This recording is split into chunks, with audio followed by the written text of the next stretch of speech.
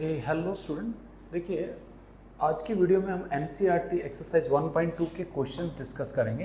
देखिए पहला क्वेश्चन है, एफ डिफाइन है आर स्टार से आर स्टार। अब आर स्टार क्या दे रखा है, set of non zero real numbers, और एफ एक्स है 1/x। हमें बताना है क्या फंक्शन, ये जो डिफाइंड फंक्शन है इस डोमेन पर इज इट 1 और ऑन टू और नॉट। हमारे पास फंक्शन पहले डिफाइन है बेटा r-0 से लेके r-0 तक। जरा ध्यान से समझिएगा, फंक्शन है F x equals to 1/x। अगर फंक्शन इस डोमेन पे डिफाइन है तो डेफिनेटली फंक्शन 1 भी है। क्यों होगा 1, जरा ध्यान से देखिएगा। अगर मैं कहता हूं x1 is not equals to x2 और दोनों क्या है, नॉन जीरो है, x1 x2 क्या है, नॉन जीरो है, तो डेफिनेटली उनके रेसिप्रोकल भी इक्वल नहीं आएंगे। So here f of x1 is not equals to f of x2। तो बेटा आप क्लियरली कह सकते हैं यहाँ पर जो फंक्शन f है, f इज 1 तो इस बात में तो कोई आपको संदेह नहीं है कि ये फंक्शन 1 है। ऑन टू के लिए हमें क्या करना होगा, हमें इस फंक्शन की रेंज चेक करनी होगी, रेंज। तो यार F x equals to 1/x की रेंज क्या आएगी। इसका सिंपल तरीका है कि x क्या वैल्यू ले रहा है, that is x is not equals to 0। So definitely if I take it equals to y तो x is equals to 1/y। तो क्या x y की हर एक वैल्यू के लिए डिफाइन है, answer is no, y should not be equals to 0। So the range of the function is r-0। तो clearly इस डोमेन पर ये फंक्शन ऑन टू भी है, क्योंकि रेंज क्या आ रही है, कोडोमेन के बराबर आ रही है बेटा, और f 1 भी है। अब इसने इसी क्वेश्चन में थोड़ा सा ट्विस्ट किया कि if the domain r star is replaced by n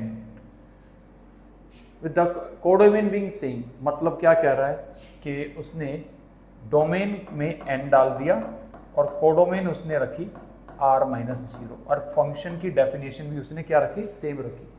यानी फंक्शन की डेफिनेशन उसकी क्या थी, F x equals to 1/x। तो क्या ये फंक्शन 1 होगा, तो डेफिनेटली 1 तो होगा ही होगा।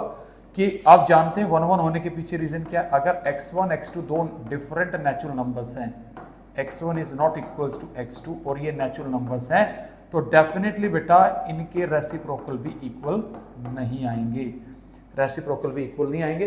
तो we can say that from this f of x1 is not equals to f of x2। तो बेटा ये 1 तो हो गया यहाँ से, दिस इज 1। अब सवाल उठता है कि क्या ये ऑन टू होगा। तो ऑन टू के लिए मुझे यहाँ क्या करना पड़ेगा, I need to find its range. तो रेंज के लिए हम क्या करेंगे, what will we do, range. अब बताओ n क्या वैल्यू ले रहा है, आप खुद ही बताइए। n वैल्यू ले रहा है हमारा 1 2 3 एंड सो ऑन। तो मुझे बताइए इसकी जो रेंज आएगी, रेंज f में मैं कह सकता हूँ इस टाइप के एलिमेंट्स आएंगे 1/n and n belongs to the natural number. तो ये नंबर्स क्या हैं, this is nothing but this is subset of r-0। तो फंक्शन ऑन टू नहीं होगा, यहाँ पर फंक्शन इन टू होगा। तो आई होप आपको सॉल्यूशन की सारी बारीकियां समझ में आई। हमने पहले इन्होंने r-0 से लेके r-0 तक पूछा, तो यहाँ फंक्शन 1 ऑन टू है। n से लेके r-0 में फंक्शन जो है 1 तो है बट फंक्शन ऑन टू नहीं है। सो आई होप स्टूडेंट ये आपको समझ में आया होगा that how we have handle this problem. तो आगे बढ़ते हैं, नेक्स्ट प्रॉब्लम पे चलते हैं, देखते हैं नेक्स्ट प्रॉब्लम क्या है हमारी। Let us see what is the next problem.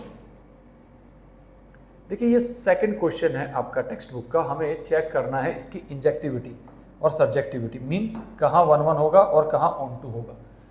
अब n to n है, हमने पहले ही बताया था n to n के लिए सीधा सा सस्तर, ये फंक्शन 1 होगा, ये हमने पहले बताया था। 1 होने के पीछे रीजन क्या है, अगर दो natural number, distinct natural number है, x1 is not equals to x2, तो डेफिनेटली x1 का स्क्वायर x2 के स्क्वायर के बराबर नहीं आएगा, तो फंक्शन इज 1। तो इस केस में ये फंक्शन 1 हो जाएगा। ओके, सवाल उठता है क्या जी ऑन टू आएगा। ऑन टू के लिए मुझे रेंज निकालनी पड़ेगी। तो रेंज के लिए हम क्या करेंगे इस क्वेश्चन में यार, रेंज f में आपके पास क्या आएंगे, square of the natural numbers आएगा ना यार, आपके पास n स्क्वायर टाइप के नंबर आएंगे and n belongs to the natural number.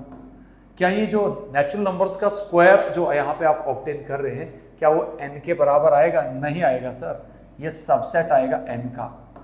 तो यहाँ पर ये फंक्शन 1 एंड क्या है, इनटू फंक्शन है बेटा, दिस इज 1 एंड इनटू। ये बात समझ में आ गई होगी। अब इसने क्या किया सेकंड वाले पार्ट में, व्हाट दे हैव डन, देखो हमने जब उन एग्जांपल्स में भी कराया था, यहाँ फंक्शन को z से लेके z तक डिफाइन है, यानी इंटीजर्स। तो यहाँ तो ये 1 1 भी नहीं आएगा। क्यों नहीं आएगा? क्योंकि आप जानते हैं 1 is not equals to -1, but इनके स्क्वायर तो इक्वल आएंगे यार, ये इक्वल आ जाएंगे। तो you can say that here function is not 1 1। अब ऑन टू की बात करेंगे तो रेंज देखेंगे इसकी। Can you tell me the range of this function in this case?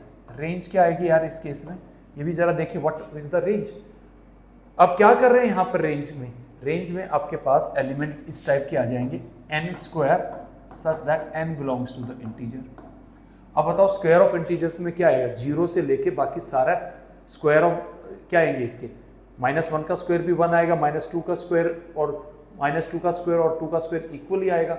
But सारे इंटीजर्स तो कवर नहीं करेगा, सारे पॉजिटिव इंटीजर्स आएंगे, तो definitely it is a subset of z।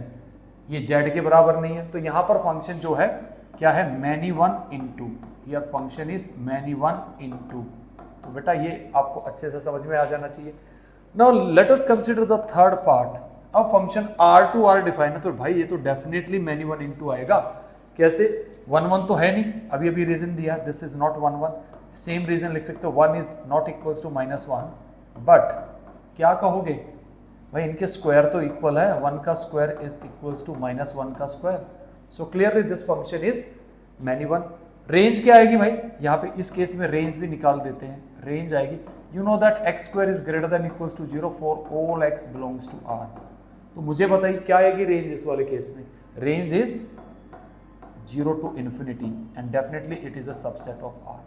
तो भाई ये वाला फंक्शन भी आपका, मैं यहाँ पे अगर मार्क करूँ, it is turning out to be क्या आ रहा है भाई? ये मैनी 1 इंटू, और ये भी क्या आ रहा है? Many 1 into. This is many 1 into.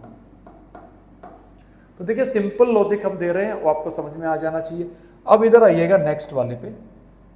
सी हमारा क्वेश्चन है f from n to n, fx क्या दे रखा है? क्यूब दे रखा है।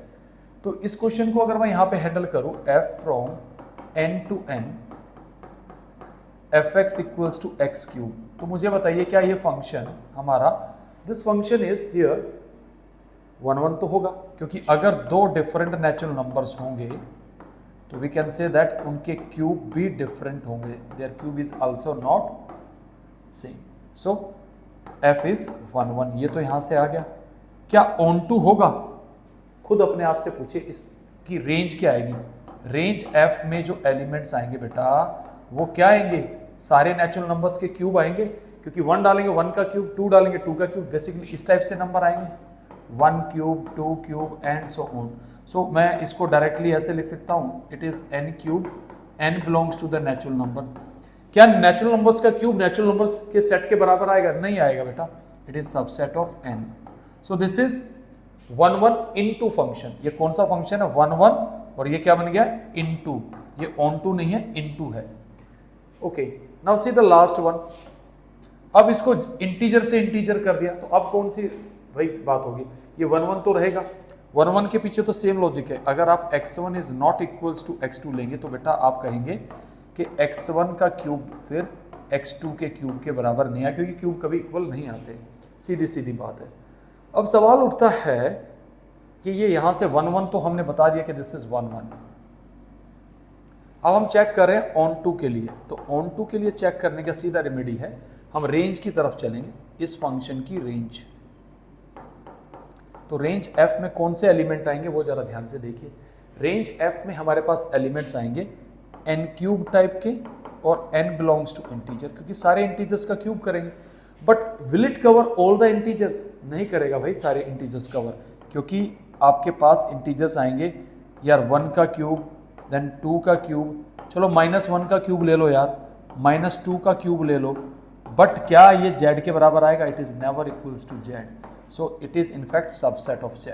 तो हम यहाँ से कह सकते हैं जो लास्ट वाला क्वेश्चन है ये क्या है? 1 1 इंटू, ये भी क्या है बेटा? 1 1 इंटू। तो देखिए आई होप आपको ये समझ में आया होगा कि that how we are handling the solution of this type of problems. हमने हर एक पार्ट को डिस्कस कर, हम पहले भी ये वीडियो में डिस्कस कर चुके हैं। तो चलिए मूव ऑन करते हैं नेक्स्ट क्वेश्चन के ऊपर। वो क्या है हमारा, वो भी देखिए जरा ध्यान से। Let us see the next question. देखिए भैया, ये तो बहुत ही सिंपल क्वेश्चन है और इसमें ज़्यादा वक्त नहीं लगना चाहिए आप लोगों को। फंक्शन दे रखा greatest integer of x, f x equals to greatest integer of x. हमें प्रूव करना ना तो ये 1 1 ना ऑन टू है। तो देखिए 1 1 के लिए क्या सीधा सीधा लिखेंगे। आप जानते हैं कि किसी भी फंक्शन का greatest integer of x, greatest integer of x is x when x belongs to z. And in fact आप जानते हैं कि अगर मैं आपसे कहूं कि what is greatest integer of 0.9, it is same as greatest integer of 0.8, it is same as greatest integer of 0.1। मैंने यहीं पे इस क्वेश्चन का जवाब दे दिया, ये 1 1 नहीं है। आप जरा ध्यान से देखिएगा, if I write F of 0.9 तो ग्रेटेस्ट इंटीजर ऑफ 0.9 क्या आ रहा है भाई, 0 आ रहा है। And if I write f at 0.2 तो व्हाट इज ग्रेटेस्ट इंटीजर। तो हमारे पास बहुत सारे ऐसे एग्जाम्पल्स हैं, it is turning out to be 0। तो आपने क्या देखा, 0.9 is not equals to 0.2 but their functional values are same. तो this is not 1 1, so clearly this is not 1 1। Onto के लिए हम क्या करेंगे, इसकी रेंज निकालेंगे, रेंज एफ। या रेंज एफ का क्या फड्डा है यहाँ पे, सीधी सी बात है। जब आप ग्रेटेस्ट इंटीजर की बात करते हैं तो ग्रेटेस्ट इंटीजर ऑफ एक्स क्या आता है, अगर आप नोटिस करेंगे, it is an integer always less than और equals to X and this is always integer, this is always integer. ये हमेशा कैसी वैल्यू देता है, इंटीजर वैल्यू देता है। और फंक्शन जो है यहाँ पे कहाँ से कहाँ डिफाइन है, आर से लेके आर तक। ये ध्यान रखिएगा कि f x equals to greatest integer of x solve होके क्या देगा, एक इंटीजर। तो यहाँ रेंज एफ आपके पास आएगी हमेशा इंटीजर, और जेड तो भाई कंटेंट है आर में। तो this function is nothing but this is many one into, this is many one into, this is many one into function. So I hope ये भी सॉल्यूशन आपको सबको समझ में आया होगा। चलिए नेक्स्ट क्वेश्चन पे चलते हैं, वो भी देखते हैं, क्या उसको भी चमकाते हैं यार। See what is the next question. यार मॉडुलस, ये तो हमने लास्ट वाले क्लास में ही करवाया था। So how you will handle this question. See ये तो ग्राफ से भी कर सकते हैं आप, लेकिन सीबीएसई में चलेगा नहीं भाई। F x equals to modulus of x, और फंक्शन कहाँ से कहाँ है, आर से आर। ये एनसीईआरटी का क्वेश्चन नंबर 4 है। तो अगर आप ध्यान से देखेंगे तो हम कहेंगे 1 1, एफ इज नॉट 1 1। आप इसमें काउंटर एग्जाम्पल दे सकते हैं। काउंटर एग्जाम्पल सिंपल है, आपने देखा 1 is not equals to -1, but भाई इनके मॉडुलस तो सेम आएंगे। Modulus of 1 is same as modulus of -1। तो आपने क्या देखा, सी यहाँ पे आप ये देख पा रहे हैं कि x1 x2 के बराबर नहीं है, बट उनकी फंक्शनल वैल्यू इक्वल है। तो यहाँ पे आप इस तरीके से इसको डिफाइन कर सकते हो। So hence f is not 1 1, आप ऐसे लिख देंगे f is not 1 1। So this is the way of writing in this case. Okay, onto के लिए आप कैसे लिखेंगे यार। ऑन टू के लिए हमें रेंज की बात करनी पड़ेगी, और मैंने आपको पहले ही बता रखा है कि रेंज का सीधा सीधा सा तरीका है। आप जानते हैं मॉडुलस ऑफ एक्स हमेशा कैसी वैल्यू लेगा, ग्रेटर देन इक्वल्स टू 0। तो इसका मतलब मॉडुलस ऑफ एक्स अगर ग्रेटर देन इक्वल्स टू 0 होगा भाई, इन्फिनिटी से तो छोटा ही होगा। तो इसकी जो रेंज एफ आएगी, वो रेंज एफ क्या आएगी बेटा, close interval 0 to infinity. R के बराबर तो नहीं है ना, कंटेंट इन आर है। तो वही फंक्शन कैसा हो गया, again this function is many one into, this is many one into function. तो देखिए कोई ज़्यादा बड़ा इसमें ऐसा नहीं है कि आप easily you can understand the solution of this question. Next question पे चलते हैं। So that will be the last question, क्योंकि एक दिन में ज़्यादा क्वेश्चन करना भी अच्छी बात नहीं भाई। ये तो बहुत ही सिंपल क्वेश्चन है, ज़रा ध्यान से देखिएगा। It is very simple question. Function define कर रखा है ए से लेके बी तक। ये क्वेश्चन नंबर 6 आ गया पहले भाई, कोई बात नहीं, जो आना है उसी को करेंगे। ओके, और फंक्शन कैसे डिफाइन है यार, डायग्राम से कर दो इसको। ए ये है 1 2 3, this is your set A and this is your set B.